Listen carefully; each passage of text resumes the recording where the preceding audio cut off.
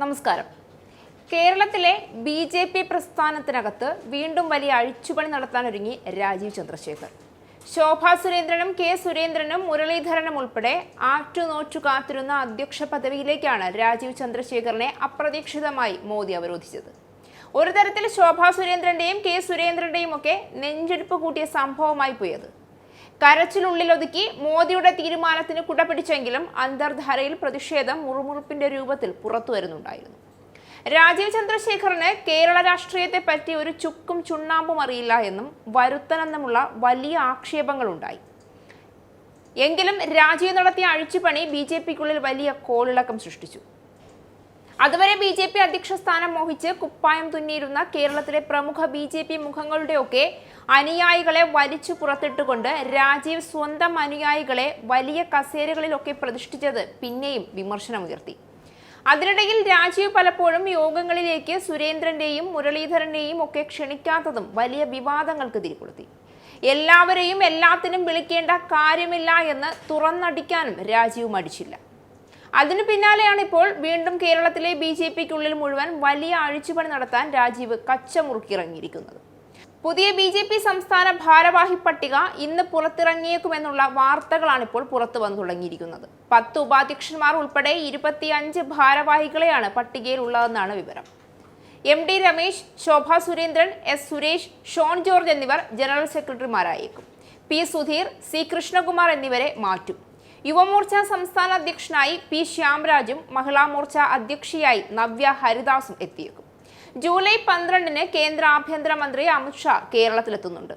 അതിനു മുൻപായി തന്നെ പുതിയ നേതൃത്വം ഉണ്ടാകേണ്ടതുണ്ട്. പുതിയ ഭാരവാഹികളുടെ പേരുകളടങ്ങിയ പട്ടിക കേന്ദ്ര നേതൃത്വം ഇന്ന് പ്രസിദ്ധീകരിക്കുമെന്നാണ് സൂചന.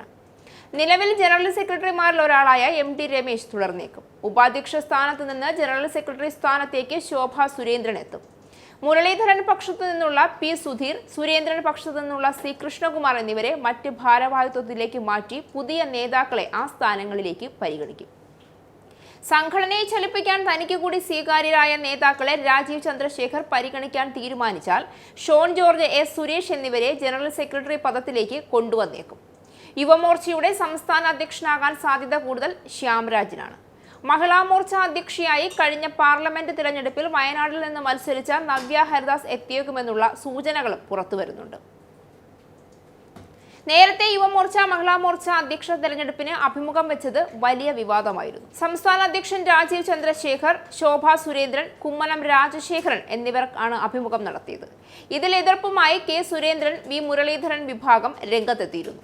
പുനഃസംഘടനയിൽ സുരേന്ദ്രൻ, മുരളീധരൻ വിഭാഗങ്ങളെ പൂർണ്ണമായും തഴഞ്ഞേക്കുമെന്നാണ് സൂചനകൾ.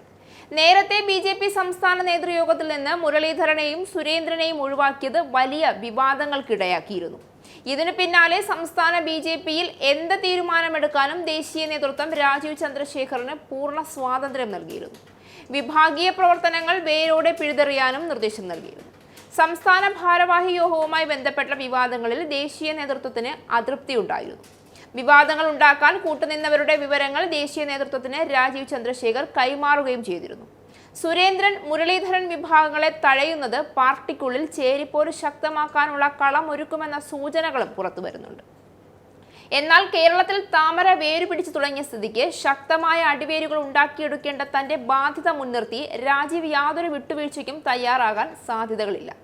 അത് കൂടുതൽ തർക്കങ്ങളിലേക്ക് വഴിവെക്കുമോ, രാജീവ് എന്ന കോർപ്പറേറ്റ് മുതലാളിയുടെ ബുദ്ധി കൂടുതൽ താമര വിരിയിക്കാൻ കാരണമാകുമോ എന്ന് കണ്ടറിയണം.